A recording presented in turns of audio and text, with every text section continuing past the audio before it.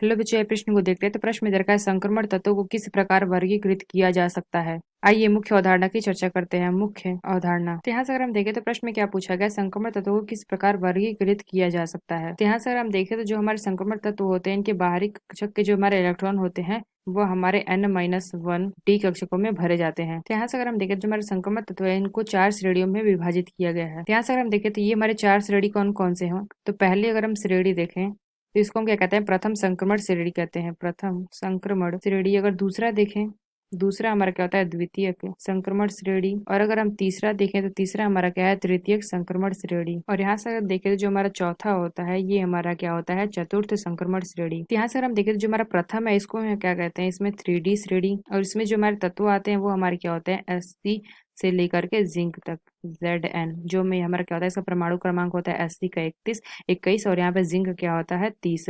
और यहाँ से हम देखें तो जो हमारा द्वितीयक है इसमें अगर हम देखें तो ये हमारे क्या होते हैं 4D श्रेणी। तो इसमें अगर हम तत्वों की बात करें तो ये हमारा क्या होता है Y से CD। तो इसका अगर हम परमाणु क्रमांक देखें तो ये हमारा क्या होता है 39 से 48। और यहाँ से अगर हम तृतीयक देखें तो तृतीयक में हमारा क्या होता है 5D श्रेणी। इसमें अगर हम तत्व देखें तो ये हमारे क्या होते हैं La से HF। तो यहाँ से अगर हम देखें तो इसका परमाणु क्रमांक होता है 57 और ये हमारा होता है 72।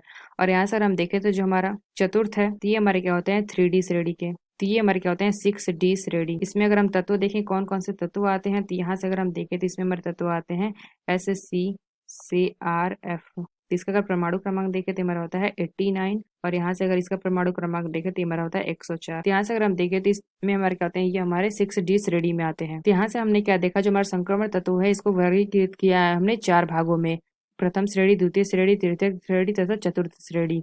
तो आशा करते हैं आपको समझ में आया होगा। धन्यवाद।